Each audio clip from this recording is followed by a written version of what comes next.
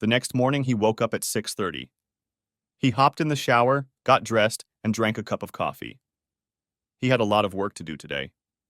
He grabbed his laptop and a thumb drive with the previous day's videos, and before turning on the cameras, he scribbled a note to Nancy, letting her know he needed an early start to his workday.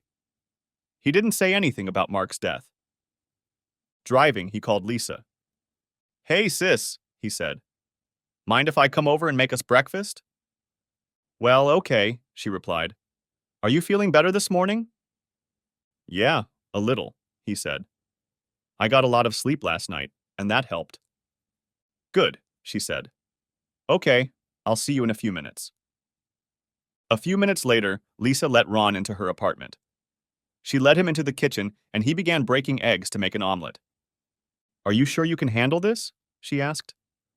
"Oh, yes," he replied. "I'll make coffee," she said. "Sounds good to me," he told her.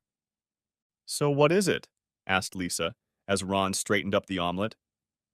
"I want you to watch something," Ron said, pulling out his laptop and a flash drive. Plugging in his headphones, he held them out to Lisa. "Watch this," he told her, starting up the video. Her eyes widened as she watched Nancy with the three men. When it was over, she took off her headphones and wiped the tears from her eyes. "Oh my God," she said. "I can't believe they could do that to you. Do you think Dad might have had something to do with Grandpa getting shot?" "I thought so at first, but when I looked at the timeline of events, it just didn't fit," he said. "He just didn't have enough time to set it up." "I heard you had a little fight with them in the parking lot," she said. "Yeah, a little," Ron said. "Is Daddy going to be able to handle Grandpa's funeral?" She nodded her head. "He said he would," she told him. Ron stared at his sister for a couple minutes before he spoke. "I need to know the truth, Lisa," he said. "The whole truth." "About what?" she asked. "What happened that made you leave home?" he asked. "Were you molested?" Her eyes began to water, and her face reddened. She nodded her head slowly, unable to look Ron in the face. "You can tell me. I'll be right here." She began to sob uncontrollably. Ron put his arm around her head and let her cry on his shoulder. He let her spill it out of herself. Finally, she sat up and looked at him. "Remember how we all used to have scuffles in the basement?" she asked. "Yeah," he answered. "I always ended up at the bottom of the heap." She laughed. "Well, after you left, I ended up at the bottom of the heap," she said. "The first time it happened was about a year after you left. The boys and I were in the basement, and we were just goofing around like we always do. Mom and Dad weren't home that night, and the boys bought some beer. They gave me one, and the next thing I knew I felt weird, like I wanted it. But at the same time, I hated it. I realized later that I had been drugged." "And how many times did that happen after that?" asked Ron. "Quite often. I'd say once every 2 weeks for about a year and a half," she said. I was so embarrassed. "Damn. Why didn't you just say no?" he asked. "I did at first, but John said he had pictures and videos and threatened to tell everyone," she said. "They also threatened to hurt me if I went to the police." "Did Mom know about this?" asked Ron. She shook her head. "No. She knew about the other girls, but not that," she said. "She was always out of the house when it was going on." "My God, Lisa, that's awful," Ron said. "I'm not up to date on all the laws, but I think you should talk to someone. You might have a criminal record." "You think anyone would care after all these years?" she asked. "I'm going to make an appointment with a lawyer today, so I'll ask about it," Ron said. "I thought I saw somewhere that there's no statute of limitations for crimes like that in this state, but I don't follow the law. And yes, it was a felony." "So you're going to divorce Nancy?" asked Lisa. "Yes," he said. "There's no way I can live with that." "Good," she said. "I'm so sorry for you, Ron. Believe me, there are plenty of girls who would kill to have a man like you, and they're not all whores." Ron smiled and hugged his sister. "Well, I have a lot to do today, so I should get going," he said. "Call me if you need anything, and I'll let you know what I find out, okay?" "Sounds like a plan," she said. Thanks for coming over, Ron. And thanks for making me breakfast. I may ask you to do it again. Ron smiled and kissed her cheek. Anytime, he said. At that moment, Ron's cell phone rang. He didn't recognize the number, but he answered it anyway. Ron Black, he said. Mr. Black, this is Marcus Billingham, your grandfather's attorney, the man on the other end of the line said. Is this a good time to talk? Yes, it is, Ron said. What can I do for you? I received word that your grandfather passed away yesterday, Marcus said. First of all, I'd like to offer my condolences. He and I were friends for a long time. Thank you, Mr. Billingham, Ron said. Please call me Marcus, he said. Secondly, I was wondering if you and your sister could come by my office this morning. I need to discuss your grandfather's last will with you. Is that possible? Well, I can stop by, Ron said. Let me ask Lisa. She's here. He hung up the phone and looked at his sister. Can you take the day off today and come see Grandpa's lawyer? I think so, she said. We're getting 3 days of bereavement leave, so I don't think that will be a problem. Let me make the call first. She pulled out her phone and called her boss to explain the situation. In less than a minute, she ended the call and looked at Ron. No problem, she said. I can be there. Ron put her on speakerphone. Marcus, I put you on speakerphone, Ron said. Lisa said she could come with me. What time should we be there? Can you be there by 10 in the morning? He asked. Lisa nodded her head. We'll be there, Ron said. Okay, Marcus said. I'll see you at 10 o'clock. After Marcus gave his address, they ended their conversation, and Lisa ran to her bedroom to get ready. Soon they were on their way to Marcus's office downtown. Ron found a spot in the main parking lot downtown, and they walked 2 blocks to the high-rise where Marcus's office was located. The receptionist took down their names and ushered them into Marcus's inner sanctum. Come in, please, Marcus said when the receptionist opened the door.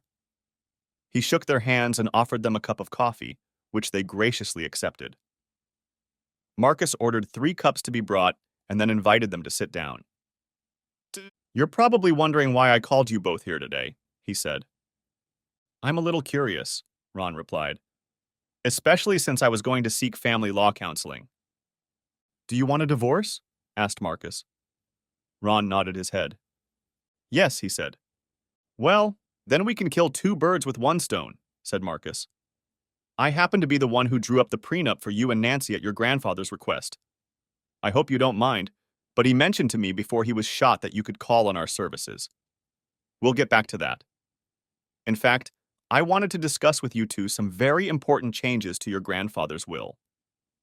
Oh, asked Ron. And what are those changes? About 8 months ago, your grandfather basically cut your father and your brothers out of his will, said Marcus. He left the 3 of them a total of $1 each. Your father was originally the executor of the will, but he changed that. You, Ron, have been appointed executor. His entire estate has been placed in a trust, and you two have been appointed administrators with equal powers. Ron and Lisa looked at each other in shock. This was the first time they had heard of any changes, and Mark had never mentioned their father and brothers being denied such a large portion of the inheritance. Under normal circumstances, it wouldn't be that big of a deal, but your grandfather's fortune is quite large, Marcus said. Maybe not like Bill Gates, but very substantial. Even with my fees and his recent expenses, you'll both be provided for life. I can handle the probate court if you want, but you'll still be responsible for any final decisions that need to be made. Don't worry about my fees. I've already arranged that with your grandfather, and they will be paid out of the inheritance. Do you think our father might contest that? Asked Ron. Marcus nodded his head. I'd be surprised if he didn't, said Marcus. Well, Grandpa trusted you for a long time, said Ron. So I don't mind you handling the probate stuff. Is that okay with you, Lisa? Asked Ron. She nodded her head. Yes, of course, she said. Good. Just so you know, there are 4 properties in the trust, said Marcus. Your grandfather's house, the house you and Nancy and Ron live in, the house your parents live in now, and the lakefront property. Wait a minute, Ron said. The house Mom and Dad live in is part of the trust? I thought Grandpa held a promissory note on it. No, Marcus said. He bought the mortgage a few years ago when your dad lost his job. There's no debt on it. He let your parents and brothers live in the house for minimal rent. If you have the desire, you can extend that agreement to them as well. It's up to you. What's this lakefront property? Asked Ron. I didn't know anything about it. Well, your grandfather talked about using it as a summer vacation home, said Marcus. He started building it a few months ago, but hasn't finished it yet. Maybe you two can cooperate and make it a family home. They discussed the terms of Marcus's will for about another half hour before the conversation turned to Ron and Lisa. Marcus, Ron began, we'd like your opinion on something. He turned to his sister. Would you like to tell him? Lisa nodded her head before telling Marcus what she had shared with her brother earlier. She was clearly embarrassed, and Ron felt himself getting angrier by the minute. Marcus listened in silence, taking notes as she told him. When she finished, he leaned back in his chair and thought for a few moments before he spoke. Well, Lisa, he began, there's no statute of limitations in this state for what you've just described. The only stumbling block, it seems to me, would be providing evidence. You say they claim to have a videotape? She nodded her head. Yes, that's exactly what they told me, she said. He nodded his head. Good, he said. Here's what I'm going to do. I'm going to call the district attorney and see what he has to say. He or someone in his office might want to discuss this with you before taking any action. Would that be okay with you? Yes, she said. I want them to pay for what they've done. Are you saying your mother didn't know anything about this? He asked. Not that I know of, Lisa replied. Good, he said. I can't promise anything, but I'll talk to the district attorney and we'll go ahead, okay? Thank you, she said. Marcus turned to Ron, who pulled a flash drive out of his pocket. What about you? Asked Marcus. Ron held out the flash drive to him. I want a divorce, said Ron. There's a video on this flash drive of her with my dad and my two brothers. It's pretty graphic. Grandpa also hired a private investigator, and we're going to meet with him next time. Marcus inserted the flash drive into the computer and started the video. His face turned slightly red as he watched the video. When it ended, he pulled out the disc. Mind if I hang out with him for a while? He asked Ron. Not at all, Ron replied. Good. I'll also mention it to the DA if you don't mind, Marcus said. I'll start the prenuptial agreement paperwork immediately and send her to court. When do you plan to meet with her about it? Tonight when she gets home from school, Ron said. Good, he said. I can tell you, based on this, it's going to be just fine. Adultery is still grounds for divorce in this state and can be prosecuted as a felony, but I don't know of any recent cases where that's happened.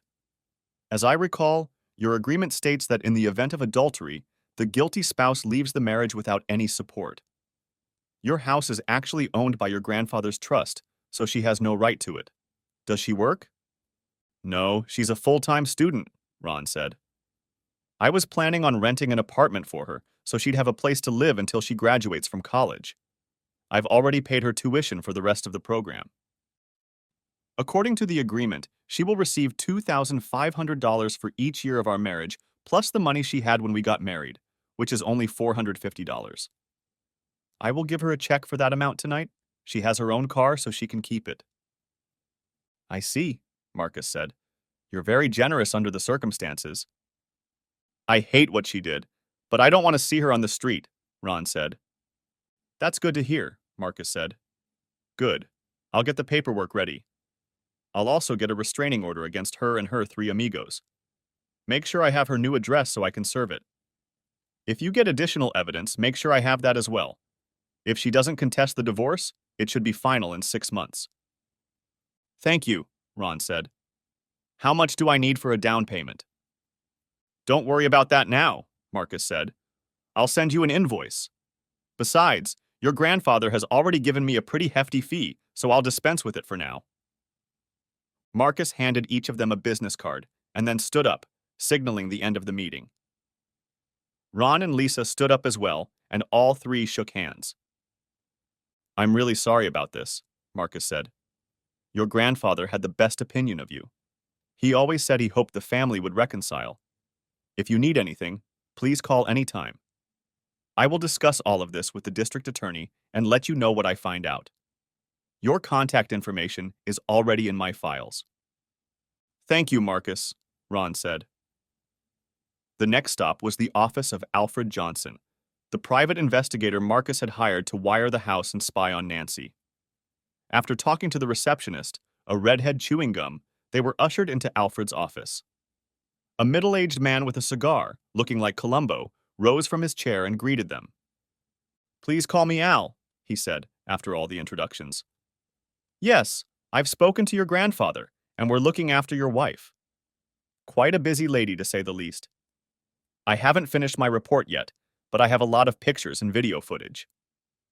What did you find out? Asked Ron. As you suspected, your wife has had fun with several men in the last 24 hours alone, said Al.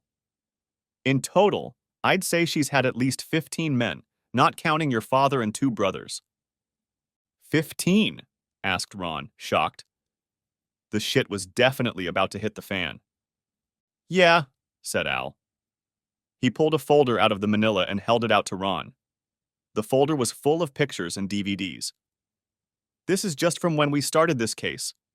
I can tell you that your father and brother were also at your house this morning. They showed up around 8:30 or so and left around 10 o'clock. We have a videotape of that too. It's on the DVD. I must warn you that it is very disturbing and quite graphic. Ron did some quick math. If they left at 10 o'clock, the events should start around 3 p.m. Thank you, Ron said. I think we have enough evidence for a divorce. I've already started the process, so if you'd like, I think after tonight we can consider the case done. Well, okay, Al said. I'll have my boys watch her until this evening, and then we'll finish the surveillance. I can have a full report for you in about 3 days, if that's satisfactory to you. Satisfactory, Ron said. How much do I owe you? I'll find out when we're all done and send you an invoice for payment, Al said. Your grandfather already paid for a whole week of surveillance, so you'll probably get a refund. My grandfather was shot yesterday, Ron said, so any refund can be directed to me. I'm sorry to hear about that, Al said. Damn it. I thought only good things about Mark. He helped me get started, you know. Well, as soon as we're done, I'll figure it out and get back to you, okay? Okay, Ron said, holding out a card with his contact information to Al. We'll be in touch, Al said before they left. And let me know when you're going to have the funeral. I'd like to pay my last respects. Afterward, Ron and Lisa went to lunch and talked about what had happened that morning. I knew Grandpa had a lot of money, but I didn't realize he was so well off, Lisa said. Neither did I, Ron said. My head is still spinning. So, what's on your agenda? Asked Lisa. I saw on the internet that the complex where you live has small furnished studio apartments for rent, said Ron. I'd like to rent one of those for Nancy. That is, if you don't mind her living in the same complex as you.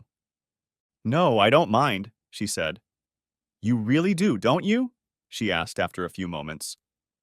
You're really kicking her to the curb. Yes, Ron said. I don't trust her anymore, and all the love I had for her is pretty much gone. You've changed, Ron, she said. Very much so. What happened to you? Well, that Ron guy is gone, he said. And the days of putting up with shit from people are gone too. He realized she was more right than he'd ever guessed. The old Ron would never have done to Nancy what he'd done. And even if he had, or even thought about it, he would have been racked with guilt. The new Ron, however, felt absolutely no remorse. Nor did he feel any guilt for what he knew would happen to his father and brothers. Moreover, the former Ron would probably have cowered in a corner to realize that his marriage was ruined. He might even have begged Nancy to come back to him and let her turn him into one of those weak cuckolds he'd read about on the internet. But that Ron no longer existed. Something else had replaced him. He had to be careful, though, and he knew it. If pushed too hard, he could easily turn into a modern version of Stevenson's Edward Hyde. I like this new Ron, Lisa said with a smile. Ron smiled back. Thanks, he said. Me too. So, what do you think we should do about Mom? She asked. If Dad and the boys end up in jail, she'll have no income at all. Even if they don't go to jail, there's still the issue of the house. Are you thinking of kicking them out? It's tempting, he said. They've certainly given me plenty of reasons to throw them out on the street. But I don't want Mom to get hurt. Although I don't mind her staying if they go to jail. We'll see how things work out, okay? Okay, she said. You wouldn't mind setting up a small trust fund for her so she can survive? No, I wouldn't mind, he said. Grandpa would probably do the same thing. I guess you're right, she said. After eating, they returned to Lisa's apartment and headed for the office. Lisa introduced Ron to the office manager and explained the situation. So, you want to rent a studio apartment for your soon-to-be ex-wife? Marcia, the office manager, asked. Yes, replied Ron, and I'm willing to pay 6 months' rent in advance if possible. 6 months? Asked Marcia. You're very generous. Yes, we can do that if you'd like. I have one furnished studio just now if that would suit you. Will do, Ron said. Marcia led them into the apartment so they could look it over. It was very small but clean and with minimal furniture. Considering that Nancy was at school all the time, Ron figured it was more than enough. I agree, Ron said to Nancy. They went back to the office where Ron filled out the paperwork. He signed a check for the deposit and 6 months' rent and took the keys Marcia handed him. And when do you think she'll move in? Marcia asked. Asked Marcia. Tonight, replied Ron. After she gets home from school. They left the office and walked to Lisa's apartment. When they reached the apartment, she turned to Ron. Are you sure about all this? Asked Lisa. Yes, replied Ron. The sooner she leaves, the better. I just hope you're doing the right thing, she said. It's the only thing I can do, he told her. At least I'm not making her live in my car, which I was sorely tempted to do. I understand, she said. You won't mind if I keep in touch with her, just to make sure she's okay? I don't care, Ron said. She's going to need a job soon. Maybe you can help her with that. I'll see what I can do, Lisa said. I'll talk to you soon, okay? He nodded his head. Lisa put her arm around him. It's going to be okay, little brother. You'll see. Thanks, Lisa, he said. I appreciate it. He walked out and headed to the bank where he made changes to his account. He took Nancy out of the joint account, paid off and canceled their joint credit card, issued a new card in his name only, and got a cashier's check for $5,450 in Nancy's name. It was a pretty expensive day, but he knew it had to be done. After that, he went home and started collecting all of her clothes and toiletries, putting most of them in garbage bags and putting them in the garage next to her scooter, which she still used occasionally. He took down all their pictures and put them in boxes along with their wedding album. As he was packing up Nancy's things, the phone rang. He saw that it was Marcus's number and answered it. Ron, Marcus said, just wanted to let you know that I spoke with the district attorney, and he's very interested in investigating things concerning you and Lisa. Terrific, Ron said. Is there anything we need to do? Not yet, Marcus said. I suspect he'll contact you both and arrange an interview. I just wanted to put you on notice. Thanks a million times, Marcus, Ron said. They finished talking and Ron continued packing until he felt he had done enough. By then, it was almost 3 in the afternoon, and Ron knew that things were about to get interesting. He went down to his lab and checked the videotape from the morning. Judging from the time on the videotape, around 8:30 a.m., Nancy had been joined in the bedroom by her father, John, and George. George had a large bruise on his face where Ron had hit him the day before. What happened to you? Asked Nancy. Your lame husband did this to me yesterday at the hospital, said George. You never told me he was into martial arts. I'm sorry, she said. I guess I forgot to tell you. He started doing it in college. Well, That little bitch will pay dearly, I promise you, he said. No, please, you promised you wouldn't hurt him, she said. I didn't promise shit, he said. Let's see if he's faster than a bullet. You'll end up in jail, she said. And so what the hell? Growled George. He owes me, and by God, he's going to pay. What were you doing at the hospital? She asked. Dad was shot yesterday, Bob said. He died after surgery. Oh my God, Nancy said. Ron didn't say anything about it last night. Did you set the whole thing up? No, Bob said. It was just dumb luck. He got caught between two gangs during a shootout. Just plain luck, John said. Still, it's good for us. Now we get the house and a good chunk of the inheritance. Ron laughed. Yeah, right, asshole, he thought to himself. Nancy turned to George. So when are your buddies going to take Ron? She asked. Probably tomorrow afternoon, after you leave for school. They'll follow him in their van and pick him up the first chance they get, George said. We know a good place by the lake. I wish you wouldn't do that, she said.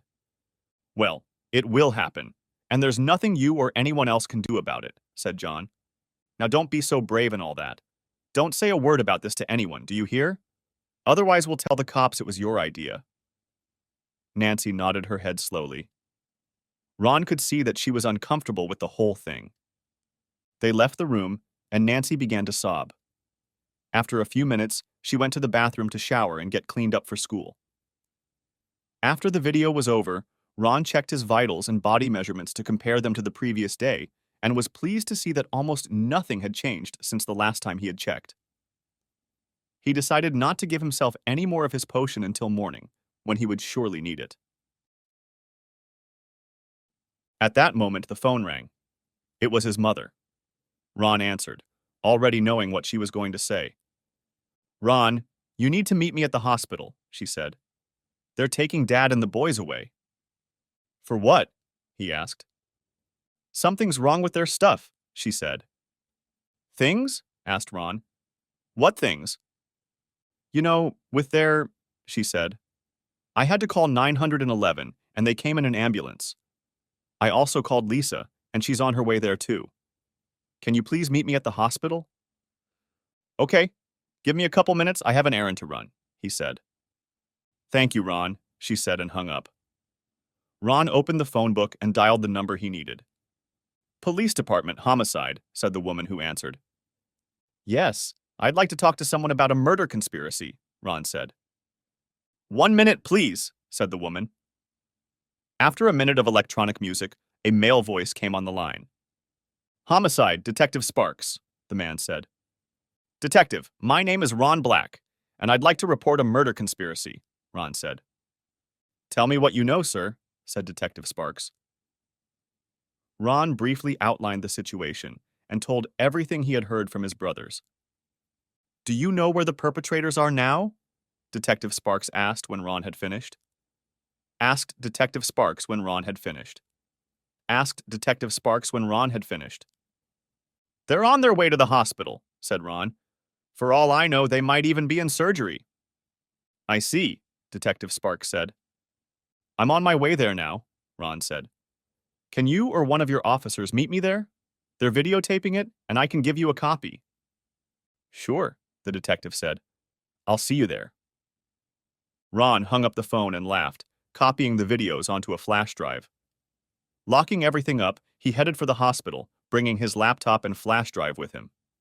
He found a parking spot and headed to the emergency room. Once inside, he spoke to the person at the front desk and was directed to the area where the 3 men were being operated on. He noticed Lisa and his mother talking to a man in a cheap suit. A uniformed police officer was with them. Hi, Mom, Ron said as he approached them. How are Dad and the boys? Not good, she said, crying. They're in surgery right now. The doctor said they're going to have to amputate their...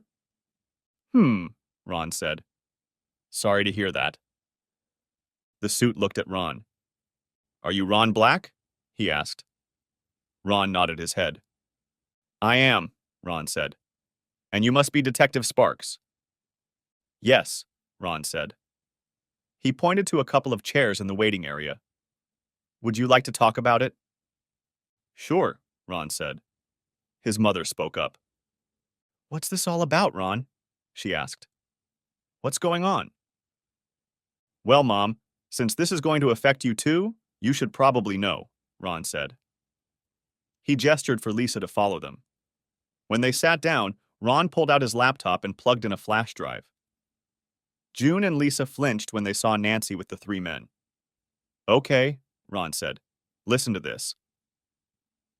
Ron turned on the video loud enough so that Detective Sparks, his mother, and Lisa could hear what was being said. June saw enough to know what was going on. Ron played the part at the end where George and John laid out the plan. When it was over, he finished the recording, pulled out the disc, and handed it to Detective Sparks. Do you have any idea who their accomplices might be? Asked Detective Sparks. No, sir, I don't, Ron replied. It could be someone they work with or someone they go out drinking with. Sparks looked at June. Did you know anything about this? He asked her. June shook her head. No, Detective, I had no idea, she said. I understand, he said. He looked at Ron again. You didn't see any van on the way here? He asked. No, I didn't, Ron replied. Good. So whatever they're planning to do, it'll probably be in the morning, Ron said.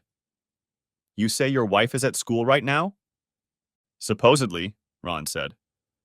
I see, Sparks said. I'll have to bring her in for questioning. I don't know if the district attorney will want to charge her or not. She doesn't look like a conspirator, but she's still an accessory, albeit ex post facto. He might want to offer her a plea bargain. I don't know.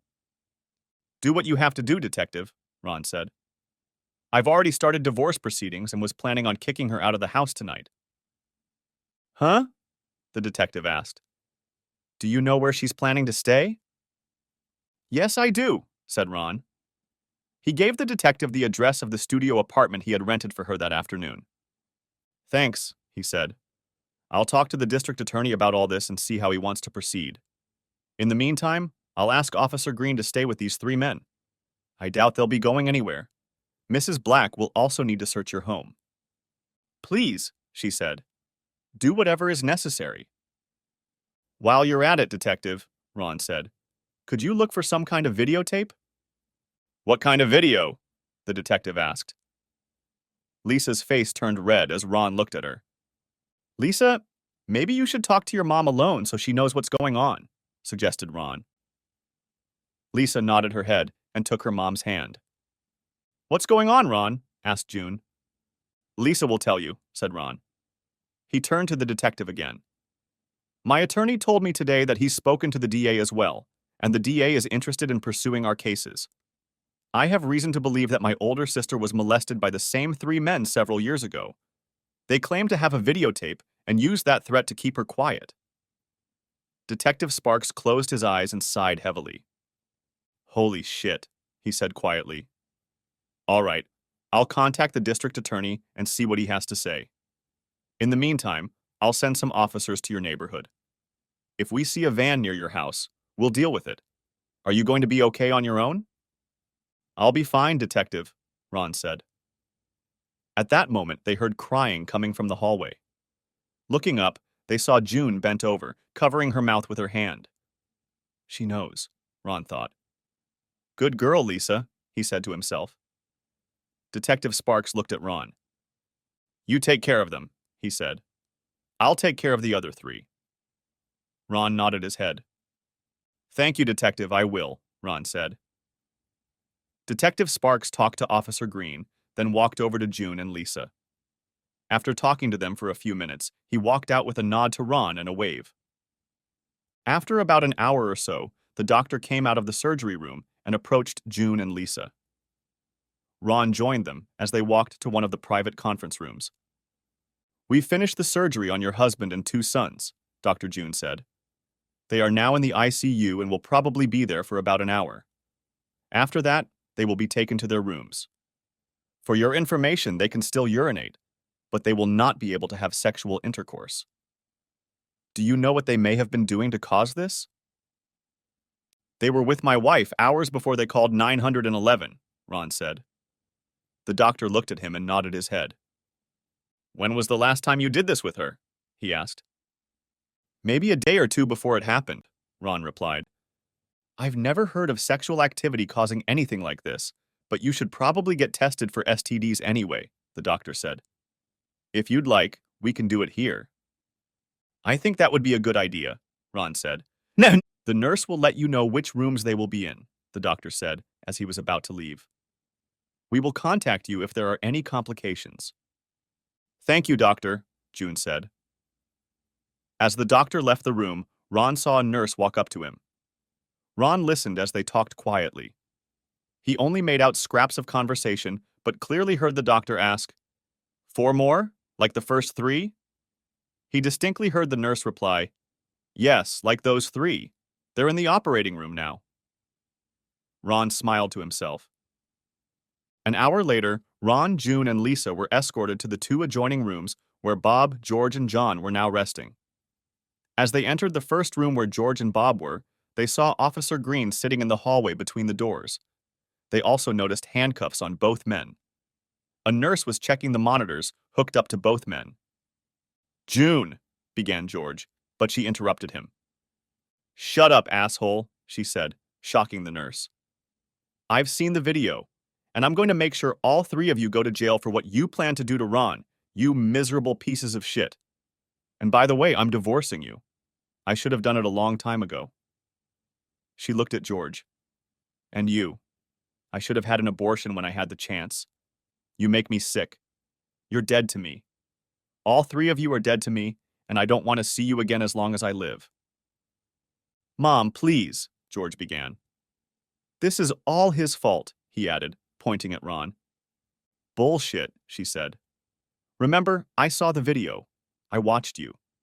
I heard what you were planning to do to your own brother. You're not my son anymore, and I hope they give you the death penalty. She turned on her heel and left the room to give a similar speech to John. Ron smiled as he looked at the 2 men in their beds. So, he said, you were going to destroy me. How did you manage that? Yeah, so what? Growled George through the pain. I told you a long time ago that I was going to make you pay. Yeah, so what are you going to do about it, Mudblood? Asked George. We're not going to be in jail forever, asshole. Mark my words. When we get out, I'll hunt you down too. Shut up, George, said Bob. No, let him talk, Ron said. I want to hear how he plans to do it. It's going to be a surprise, George hissed. You'll never see me coming, you lame asshole! Ron laughed. Ron nodded his head and turned to George, pulling an audio recorder out of his pocket. He pressed a couple buttons, and everyone heard George's recorded confession. So, asshole, Ron said. The 3 of us heard your confession, and I recorded the whole thing. I'll make sure the prosecutor gets it. From what I understand, people like you don't do too well in prison. Officer Green and the nurse chuckled. Have a good day, Ron said as he headed out the door. As he entered John's room, he saw that his older brother was chained to the bed, as were George and Bob. Ron walked over to John with a smile on his face. By the way, asshole, Ron said, your asshole brother confessed to your crimes. There were 3 witnesses, and I wrote it all down for the prosecutor. I just wanted you to know. I'm sure Bubba will take care of it when you're in jail. He chuckled as John's face turned green. Ron didn't say anything but turned and walked away, June and Lisa joining him. They walked into the hospital coffee shop and sat at a table while Ron bought them lattes. June looked like she was about to cry. What's going to happen to me, Ron? She asked through her tears. I have no income, no job, no skills, nothing. We're going to lose the house and everything else. We'll get to that in a minute, Mom, Ron said. I want to hear something from you first. What's that? She asked through her tears. Did you ever really love me as a child? He asked. She looked at him in surprise and blinked. Of course I did, Ron, she said. And I still do. You're my son. You know that. No, Mom, I don't, he said. You scolded me as a child, always telling me I had to be just like the other boys. Sure, you never bullied me or were as cold and hard as Dad and the boys, but I don't remember you ever telling me you loved me. When I was in college, you didn't even send me a Christmas or birthday card. Why? I'm sorry, Ron, she said. It was all because of your father. He was so bossy, and they were always jealous of you. He was afraid you'd turn into a mama's boy. After you left, and he lost his job, it only got worse. Did you know Grandpa bought a mortgage on your house? He asked. She shook her head. No, I didn't know, she said. Your father took care of all that, and I was never allowed to see any statements. I don't even know how to pay bills or write a check. He'd give me cash to buy groceries, and that was it. Sometimes he'd give me a few extra dollars for clothes or a haircut. Ron looked at Lisa and saw that she nodded her head slightly. Well, Grandpa put your house in trust, and Daddy paid a little rent every month, Ron said. That's the only reason you never lost the house. Grandpa put Lisa and I in charge of the trust, so we can do whatever we want with it. I don't mind you staying there as long as you want, and I think Lisa agrees with me. I agree, Lisa said. Ron nodded his head. We've also talked about setting up a fund for you so you can take care of yourself, he said. Lisa and I will help you get back on your feet and show you how to pay your bills if you want to. Hell, I'll even pay for your divorce. Grandpa's lawyer is handling mine, and I'm sure he'll take care of yours too. June looked at Ron, her eyes brimming with tears. You'd do all this for me? She asked. Even after everything that's happened? Yes, Mom, Ron said. I would. June burst into tears. Lisa hugged June, tears streaming from her eyes. Grandpa once told me that justice must be tempered with mercy. June looked up at him. You're a lot like your grandfather, she said. Ron smiled.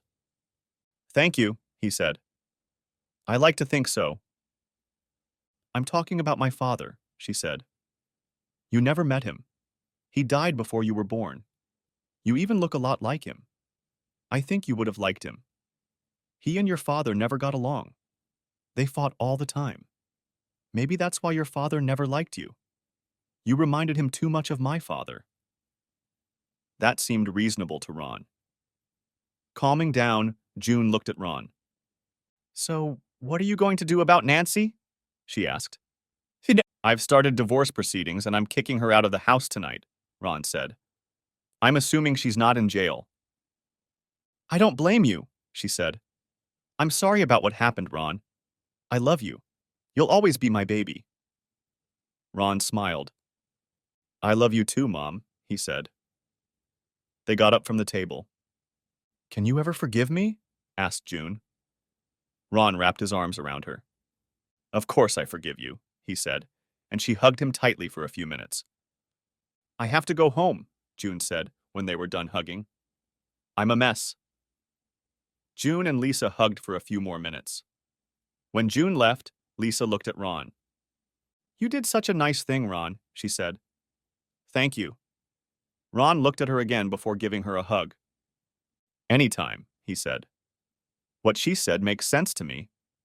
I guess since Dad isn't working, I'll have to take care of Grandpa's funeral arrangements. I'll help you with that, she said. Thanks, he said. I'll need all the help I can get. He glanced at his watch. I guess I'd better get home and get ready to meet Nancy. Okay, she said. Let me know how it goes. Call me if you need anything. Part 3. Ron got home and changed into shorts and a t-shirt. He set his laptop on the table along with his briefcase. He hadn't expected Nancy to be home until midnight or later, and was surprised to hear the garage door open around 11:30. You're home early, he said as she entered the house. It was a really bad day, she said. I just finished talking to the police. Some detective kept asking me about a plot to destroy you. Interesting, Ron said. I'm going to go upstairs and take a shower and then go to bed, she said. No, I guess not, he said. Look, I've had a really bad day, she said. And it's about to get worse, he said. Sit down. I want to take a shower first, she said. I said sit down, yelled Ron. Right now. She stared at him, shocked. Slowly, she pulled up a chair across from him and sat down. I have something I want you to watch, he said, showing a video of her having fun with his father. Her eyes widened as she watched the video. "Oh God, no, please," she whispered. "Look," he said. "That's it. There's more, including a video of the four of you plotting to destroy me." "Please, Ron, I didn't mean to do that," she said. "What, destroy me?" said Ron, his anger rising to the surface. "No," she said. "Bullshit, bitch," he said. "You divorced them the day we got married. Don't deny it. I was naive then, but not anymore. How often did you do it with them?" "I don't know," she replied. "Mostly on weekdays after you left for work." "The whole time we were married?" he asked. "Most of the last year," she replied. "But I didn't want to hurt you. They said they had a video of me and they'd give it to you if I didn't screw them over." "A video of what?" he asked. "A video of what happened on our wedding day," she said, tears streaming down her cheeks. "What about all the men? Like the last meeting of my company? How many men have you entertained since we got married?" She lowered her eyes, feeling ashamed. "I don't know," she said. "Maybe a few." "Several?" asked Ron. "What, are we talking about 5, 10, 50, about a couple hundred?" "God, no," she said. "Well, I have video that shows you had at least 12 men in one day," he said. "What, you think I'm paying for your tuition so you can have fun with every guy on campus?" "I'm not stupid, Nancy. Counting your 3 morning buddies, that's 15 men in one day. Do the math. That's 75 in a school week." "I'm sorry," she said. "I just needed that to get me through homework. It's just sex. I didn't take anything away from you." "Just sex? Never took anything from me?" asked Ron. "Are you kidding me? I also noticed that you never used protection. Were you trying to pick up some kind of contagion to bring home to me or something? What the hell is wrong with you?" Her tears had dried up and her demeanor had changed considerably. Now she looked angry. "Okay," she said defiantly. "I admit it. I like that. Okay? Up until now, I've been faking it when I've been with you. God, you're so damn naive. I only married you to get out of the hole I was living in. You know where I've been for the last 3 hours? I've been at the club. And don't even think about getting a divorce. So I'm going to keep cheating on you. Maybe I'll even do it in front of you." "You stupid slut," Ron said. At those words, her eyes widened. "Yeah, maybe I was naive and a little wimpy once, but that Ron is gone and he's never coming back. Trust me, bitch. Did the police tell you about my father and brothers?" "No, they didn't," she replied. "Well, they lost something," he said. "What?" she asked, shocked. "Yes," he said. "There's no telling what diseases you already have in you. When this becomes known, I don't think there will be a man in the country brave enough to want to touch you." "What have you done to me?" she asked. "Nothing," he lied. "It's all on your conscience. And now you're paying for it. As for the divorce, I've already met with the lawyer and he's preparing the papers. Remember that little prenup you signed a couple years ago? It's now in effect. All your bank cards are canceled and all your trash is packed away." He placed a key on the table with a tag that had an address on it. "This is the key to your new apartment. The address is on the tag. You're out of here," he said. He put a cashier's check on the table. "This is what you get under the prenup. Spend it wisely. You should probably get a job. Your tuition's already paid for, and my lawyer has your new address. You can keep your car and scooter. Your phone will be disconnected at the end of the month. Don't fight the divorce, or you could be the next internet sensation." "You wouldn't dare," she exclaimed. "Why the hell not?" he asked. "You said so yourself." He grabbed her hand and ripped off her wedding and engagement ring. Grabbing her purse, he removed her house key and took her bank cards out of her wallet. He handed her purse back to her. "Now get out of my house, whore," he said. She stepped back, shocked. She'd never heard him talk to her like that. She'd always thought he was just obeying her. "Please," she said, and a tear rolled down her cheek. "I didn't mean everything I said. I'm sorry. I'll never do that again. I really love you." He laughed in her face. You think I'm stupid enough to fall for that shit? He asked. Screw you. Oh, wait. Everyone in town already bought it. By the way, why aren't you in jail right now? The DA offered me immunity if I testified against your father and brothers, she said. I'm really sorry, Ron. Can't we at least stay friends? I really didn't mean to hurt you. Friends? You think I want to be friends with a man who lied to me and plotted to destroy me? He asked. I was just a damn food stamp to you. My God, you're even stupider than I thought. Now I hate you to the core. And I don't ever want to see your stupid face again. Do you understand? Or do I need to draw a picture for you with a crayon? No, I get it, she said quietly. Can I at least come to your grandfather's funeral? Provided you stay away from me, he said. Now put your shit in the car and get the hell out. Now! She turned and headed for the door leading out to the garage. He could hear her struggling to stuff everything into the car. After she left, he went out and changed the code on the garage door to keep her out. After securing the house, he went to his lab. After what Nancy had told him, he realized that the CDC was likely to get involved, and he wanted there to be no trace left of what he had created.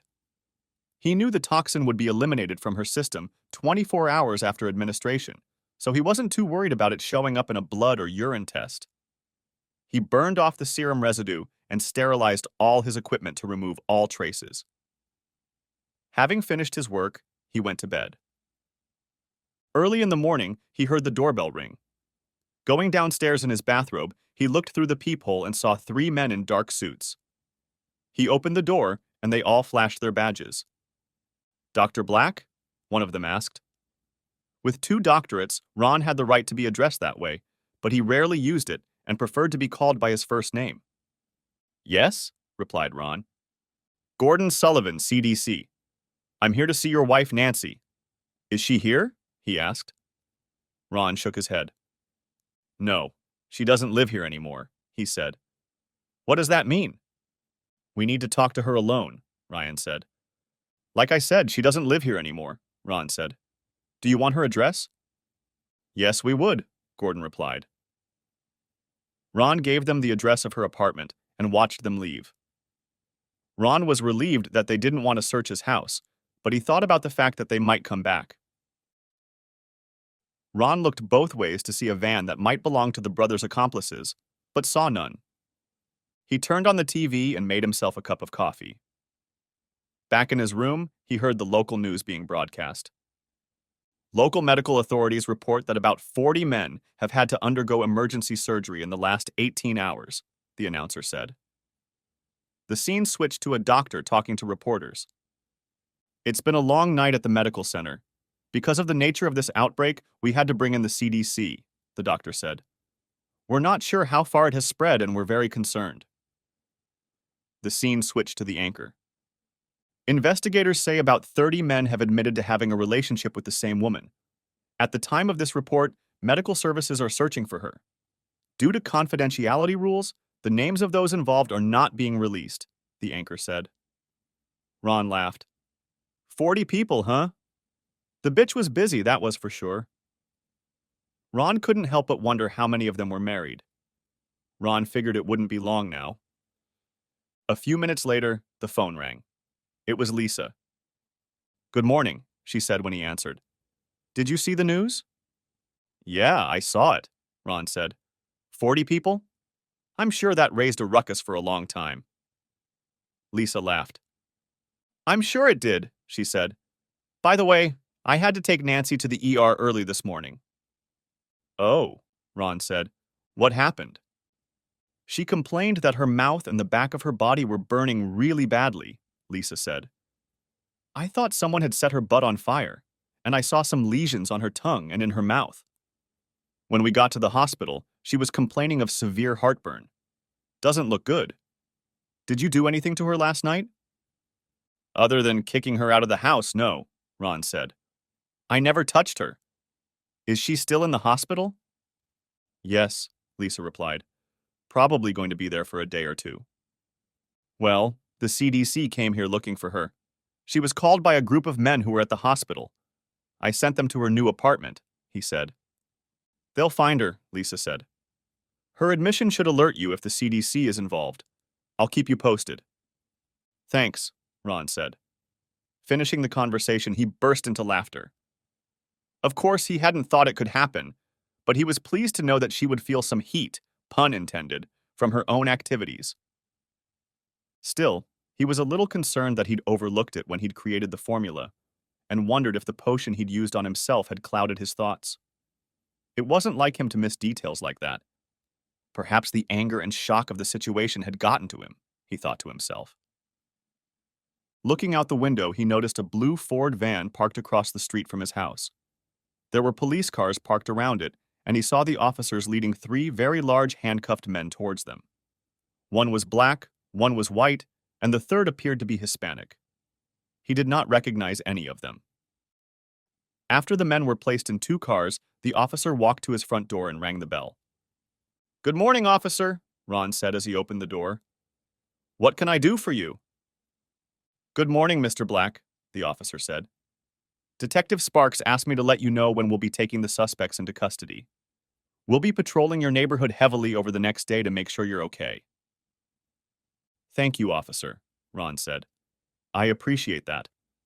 I have some audio recordings that I think Detective Sparks might be interested in.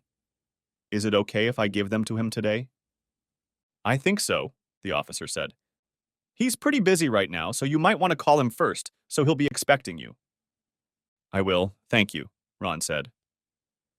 Have a good day, sir, the officer said before leaving. Ron closed the door, feeling relieved that they had caught the 3 men. He got dressed and walked over to the van where another officer was busy cataloging evidence. The 2 cars with the suspects had already left. Good morning, sir, the officer said as Ron approached him. Are you Mr. Black? Yes, Ron said. I can't tell you how glad I am that you caught those guys.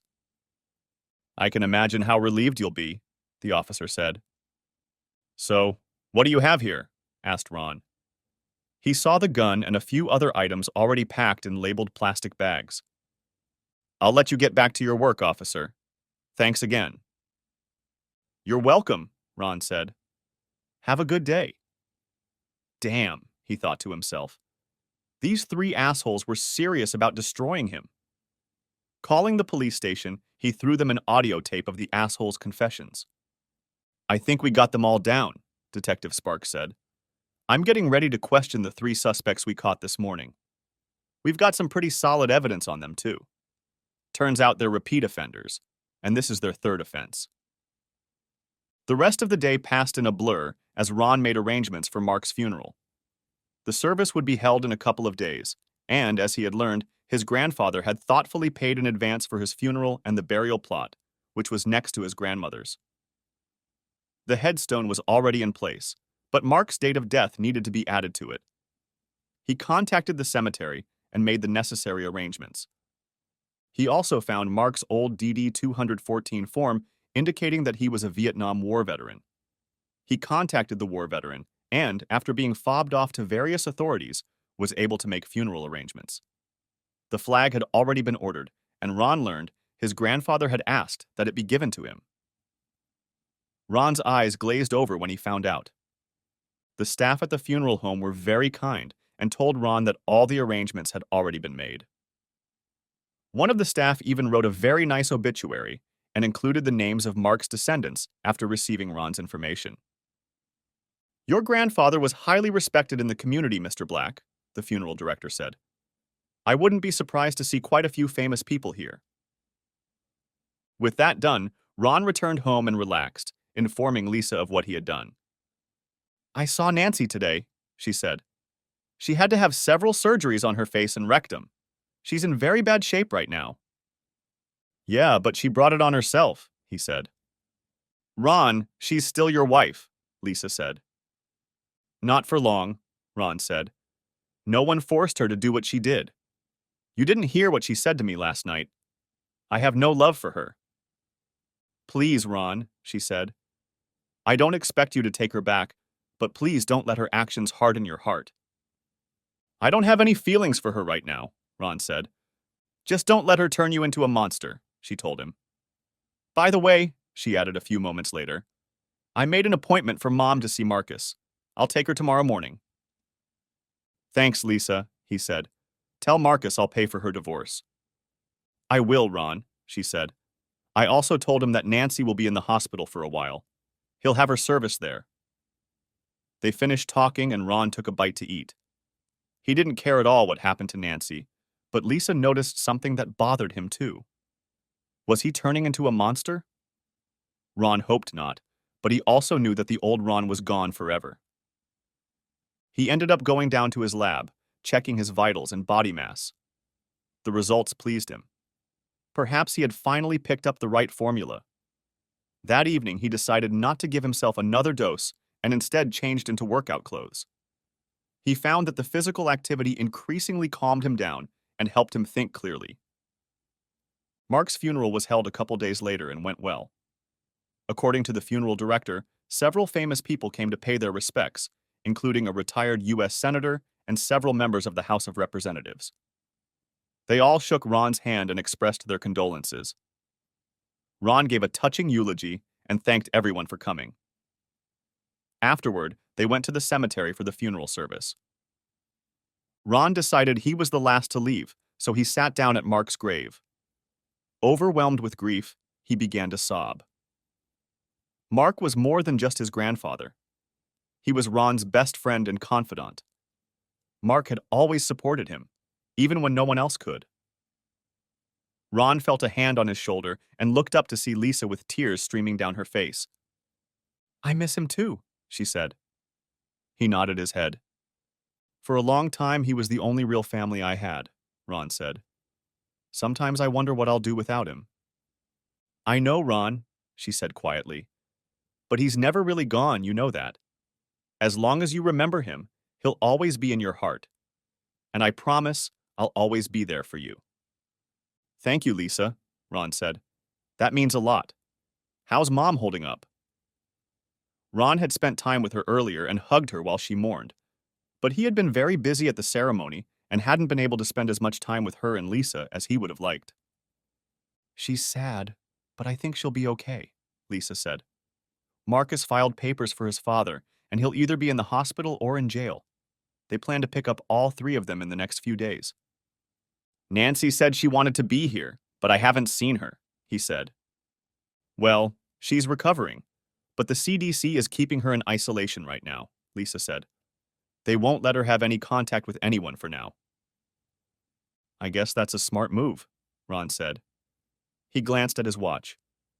I really have to go, he said. I'd like to get a good night's sleep. The last few days have knocked me out a lot. Okay, she said. Don't be a stranger.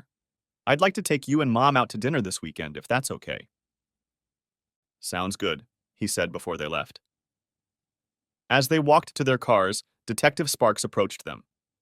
I just wanted to give you my condolences and bring you up to speed, he said as he shook Ron's hand. I appreciate that, Detective, Ron said. What's new? Well, the three suspects we picked up are singing like canaries, Detective Sparks said. Turns out they're three-time losers, and this case could put them away for life. The guns they had were stolen. So the case is closed? Asked Ron. Pretty much, yes, said Sparks. And the tape of their confession confirms it. What about Lisa's case? Asked Ron. As far as I know, the SWAT team has enough evidence to put all three of them behind bars for a very long time, said the cop. Believe me, they'll be old and gray by the time they get out into the free air.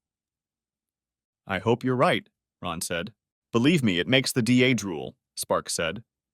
Of course, it helps that it's an election year, and he wants to be known as the man who's tough on criminals. Of course, Ron said. They said goodbye and left the cemetery. The next day at work, his boss approached him. Ron, there's a man from the CDC here to see you, he said. He's waiting for you in conference room #3. Thank you, Ron said. He cleaned himself up and followed his boss out of the lab. Can you tell me what this is about? His boss asked him. Not right now, said Ron. I'll tell you later. Okay, said his boss. Just don't take too long to answer. I won't, Ron promised. Gordon stood up as Ron entered the conference room. Dr. Black, Gordon said. It's good to see you again. Please call me Ron, Ron said as he shook Gordon's hand. What brings you here? I wanted to talk to you about your wife's case, Ron said. I hope you don't mind, but I took the liberty of checking up on you.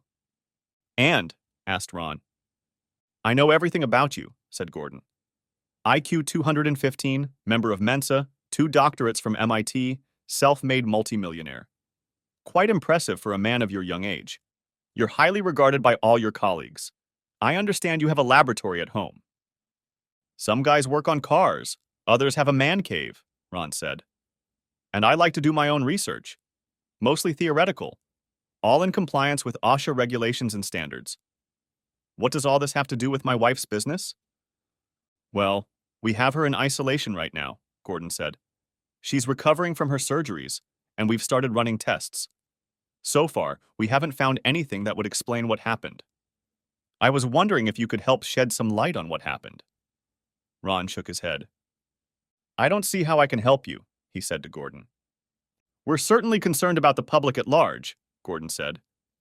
If we can understand what happened to your wife, perhaps we can help prevent it from happening again. I see, Ron said. Maybe you'd be better off spending our tax dollars on commercials, warning about the dangers of infidelity. Gordon grinned at that. Perhaps you're right, he said. Perhaps we'll think about it. But what worries me is what could happen if this, whatever it is, spreads. Every person in America could be in danger. Ron nodded his head understandingly. I see your point, Ron said. How many more cases have been reported? None so far, Gordon said. But that doesn't mean anything yet. And how long do you plan to keep her in isolation? Asked Ron. As long as it takes, said Gordon. We need to know what happened, and we can't risk another outbreak. My superiors agree. We've filed paperwork with the court to keep her for as long as it takes. It could take months to find out, Ron said. Or years, Gordon replied. Ron smiled to himself. The thought of Nancy being isolated for years without physical contact with her lovers would be a nice icing on the cake. So what do you want from me? Asked Ron. Well, as I said, Ron began, nothing showed up in her initial tests. We'll run additional tests, of course. Of course, said Ron. Would you mind taking a look at our results? Asked Ron. Maybe you can help point us in the right direction. You want me to work as a consultant? Asked Ron. Is that it? Something like that, said Gordon. It's unlike anything we've seen before. I'm sure it is, said Ron. You realize I already have a job and I'm very busy right now. You'll have to run it through my managers. Already done, Gordon said, pulling an envelope out of his pocket. He handed it to Ron, who looked at the letter signed by the CEO. According to the letter, Ron was authorized and instructed to consult for the CDC on a part-time basis for no more than 3 months. The letter further stated that he would be compensated by the company and the government for his cooperation. So I guess it's a done deal, Ron said, looking at Gordon. Ron began to wonder if Gordon suspected him and was setting him up for something. Yes, he is, Gordon said. Good, Ron said. But I'd like to ask a couple things first. Sure, go ahead and ask, Gordon said. First, you know I'm divorcing Nancy, right? Wouldn't that be considered a conflict of interest? Asked Ron. I guess so, said Gordon. But I know you're too professional to let that happen. Right? I guess so, said Ron. Secondly, you know I'm not authorized to give a medical opinion on anything. I'm not a doctor, after all. Hell, I'm not even certified to draw blood, even though I know how to do it. I know, Gordon said. But you're the best at analyzing test results, from what I've been told, and you'll have minimal patient contact. Okay, Ron said. All right, I agree. But remember, this is only part-time and only for 3 months. After that, you'll be on your own. My job comes first here. I understand, Gordon said. So I'll see you tomorrow afternoon? Yes, Ron said. I want her to have a full workup. Blood chemistry, urinalysis, DNA, everything. okay? We can start all that this afternoon, Gordon said. The DNA may take a day or two, but we'll do it first thing. I can't tell you how much I appreciate your help. Like you, Gordon, I don't want this to happen to anyone else, Ron said. They shook hands, and Ron watched Gordon leave the room. Although Ron feared that Gordon might be trying to trap him, he wanted to find out for himself if his decision had caused Nancy any long-term harm, and this was the best way to do it. Theoretically, he shouldn't have done it, but he had no other way to find out for sure. He sought out his supervisor, showed him the letter, and told him what had happened. Oh, well, his supervisor said. It's only for 3 months, and if nothing else, it will make the company look better in the eyes of the CDC. Keep me posted if you want, and make sure it doesn't interfere with your other projects. Will do, boss, Ron said. That night, Ron sat in his lab and mentally went over in his head the formula he had applied to Nancy. Nothing was written down on paper, so he relied on his photographic memory. As far as he could tell, there should be no ill effects from the solution. The following afternoon, he was fitted with a special self-contained suit designed to shield him from direct contact with Nancy. After putting it on, Gordon led him into her room. Ron looked at her and noticed the bandages on her face. She didn't recognize him at first, but her eyes widened when she realized who it was in the suit. Mrs. Black, Gordon began. We've brought in a counselor to help us determine what happened. Please cooperate fully with him. Ron? She asked weakly. Her soon-to-be ex-husband looked at her over the visor of his suit. Call me Dr. Black, he told her in a calm tone. I'm sorry about the way things turned out, she said. I'm not here to apologize, he said. You made your position clear last night, and you got my response. I'm here to help the CDC figure out what you did to all those people. He looked at Gordon. Has she been tested for STDs yet? He asked. Yes, Gordon replied. She's been diagnosed with gonorrhea and chlamydia. We won't know about HIV until sometime later. She was prescribed treatment for those infections before the surgery. I see, Ron said.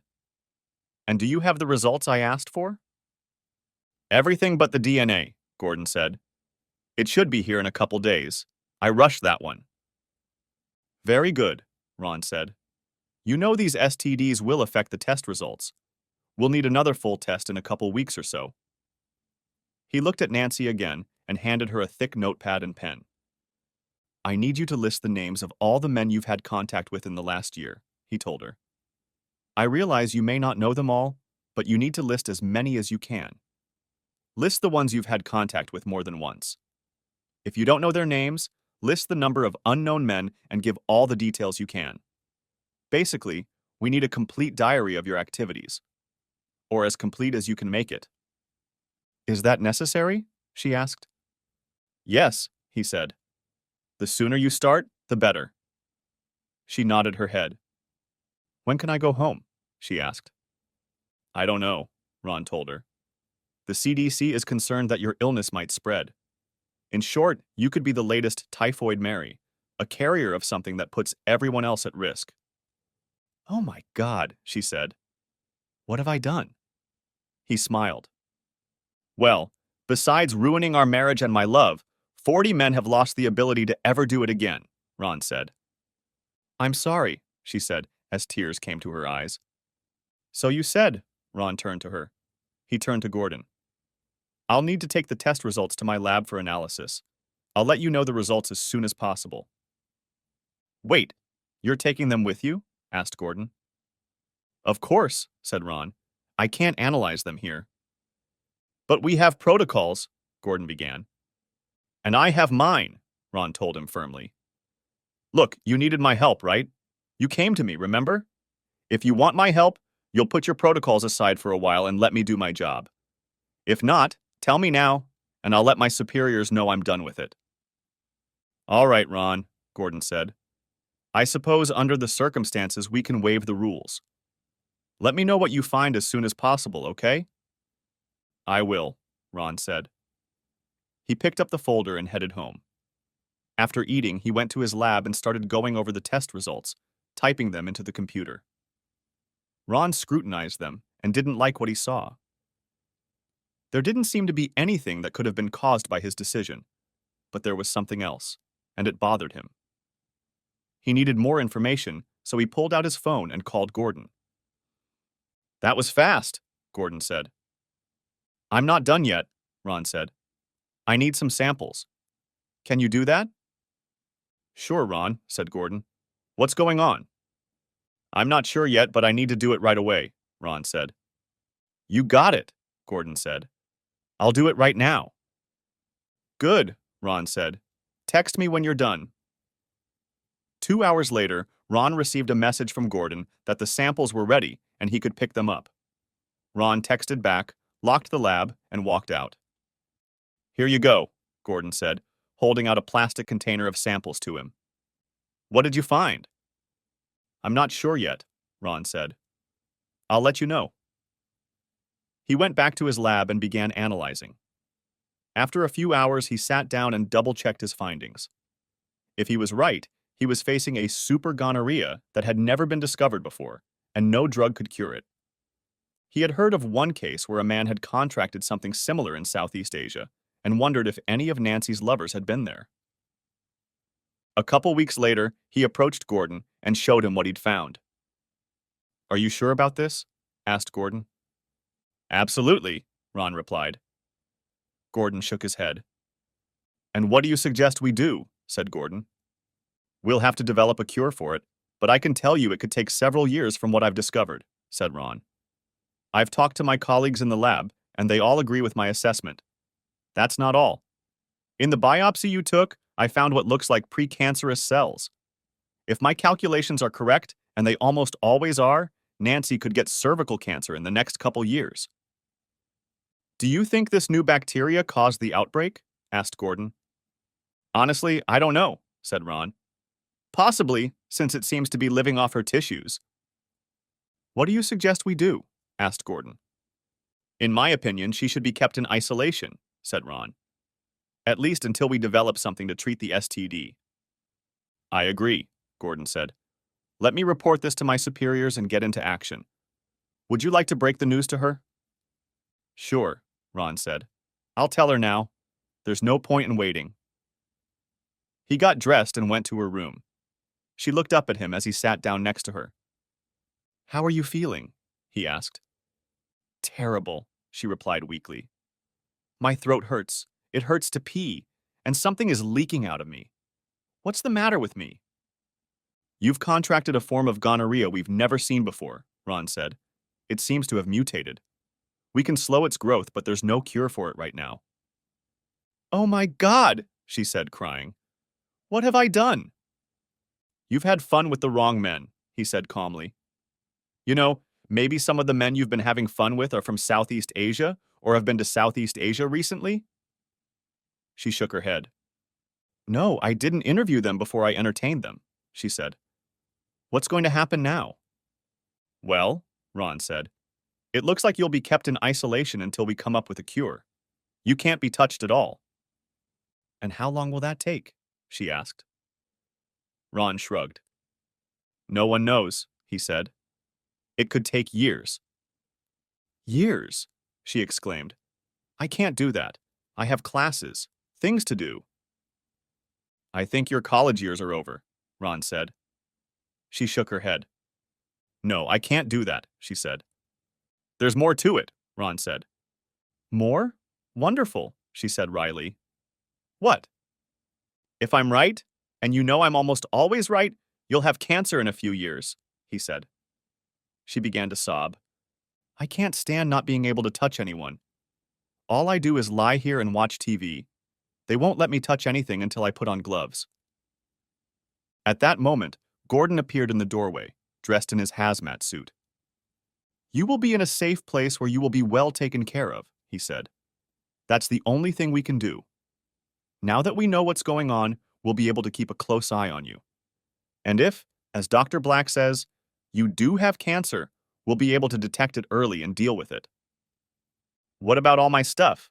she asked. "You'll be living in a one-bedroom apartment with all the amenities," Gordon said. "Of course you won't be able to have guests anyway, but it's much more comfortable than here." If you want, we can take your things there. Of course, you won't need a car or anything like that, and clothes will be provided for you. And, Ron said, I happen to know that the remaining classes can be taken online. You may have to retake some of the classes because of lost time. If you'd like, I can arrange that. Please do so, she said, if it's not too difficult. No problem, Ron said. She looked at him with tears in her eyes. By this time, Gordon had left the room and they could talk in private. I'm sorry, she said. Ron nodded his head. I know, Ron said. Will I ever be able to live a normal life again? She asked. I don't know, Ron said. Maybe you will, maybe you won't. All you can do is live one day at a time. If it's any consolation, I'm not sure I'll ever have what you call a normal life again. It's just the way things are. You know, if you'd just been faithful to me, you wouldn't be in this situation. I know, she said. So tell me why, he asked. Why did you cheat on me the day we got married? Why did you keep cheating? Your father was very assertive, she said. Later they came to me and said they had pictures and videos and they would show them to you if I didn't do what they wanted. At first I hated it, but as time went on, I started to like it more and more. It became a kind of game. You know the rest. Did you mean all that stuff you said last night? He asked. At the time, yes, she said. But I didn't really mean all of it. At that moment, I just wanted to lash out at you. I'm sorry. You already said that, Ron told her. Does that mean you're going to get a divorce? She asked. Oh, hell yes, it does, he said. She nodded her head in understanding.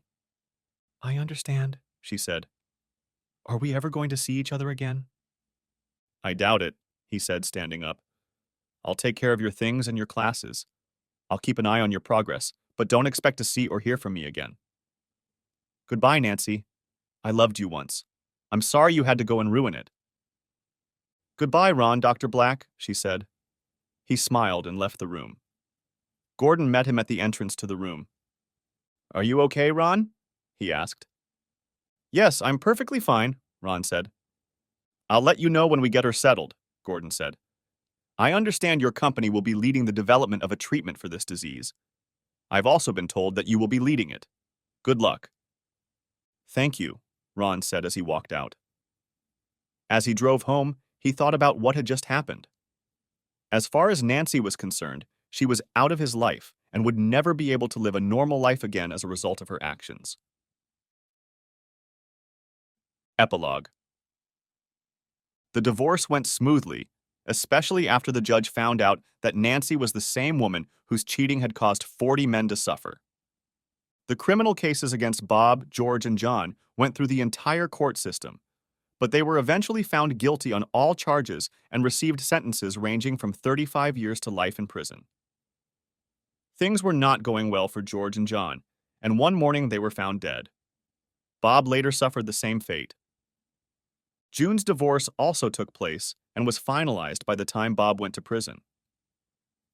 Ron and Lisa set up a trust fund for her and taught her how to handle her own finances. 6 months after the divorce, Lisa introduced her to a single doctor, a couple years older than her, and they began dating. A year later, they were married. Take care of my mom, Ron warned her at the wedding with a smile. Oh, I will, he said. I promise you that. Because of the sheer size of Mark's estate, the probate took almost a year to complete. But when it was finalized, both Ron and Lisa found themselves the beneficiaries of a huge sum of money. They still hadn't decided what to do with all the real estate, but agreed to sell the house they grew up in after their mother remarried. Lisa finally married the right mister, who turned out to be a nurse at the hospital where she worked. Ron walked her down the aisle. At his insistence, she and her new husband moved into Mark's old house. Ron continued to work on his personal formula and declared it ready for use about 6 months after his divorce from Nancy. Ron went through all the legal loopholes to make sure the company couldn't clean up the profits and got busy finding the right customers. He was still wary of releasing the drug to the general public, but he found a company that maintained a special camp for men in northern Idaho. After much negotiation with the owners, He toured the camp and observed its operation. He was sold when he witnessed a bitch-burning ceremony in which an effigy of a cheating wife was burned. He signed an exclusive contract with the company, hoping his formula would help men who were once like him. He never saw Nancy again, but was aware of her condition. She continued her online classes and finally graduated after 18 months. She wrote Ron several times, but gave up after he refused to respond. As predicted, 2 years after his examination, she developed cervical cancer. She ended up having a radical hysterectomy, followed by chemotherapy and radiation therapy. She nearly died several times during her treatment, but a little over a year and a half after her diagnosis, she was declared an official cancer survivor.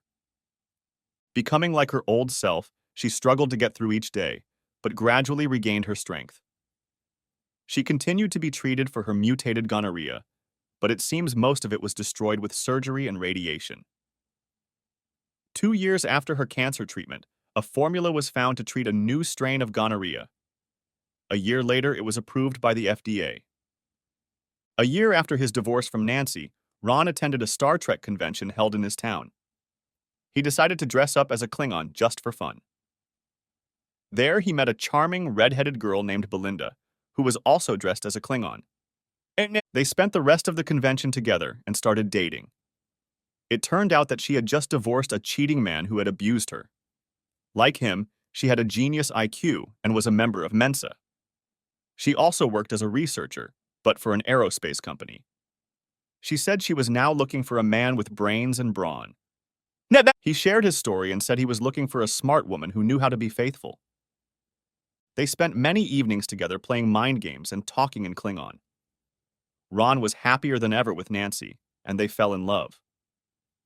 One evening, Ron proposed to her and was surprised when she not only accepted, but demanded that he make her his woman that same evening. The end. If you haven't watched the first part of this video, the link will be in the description. Thanks for watching, I hope you enjoyed it, so subscribe to my channel and watch the next video.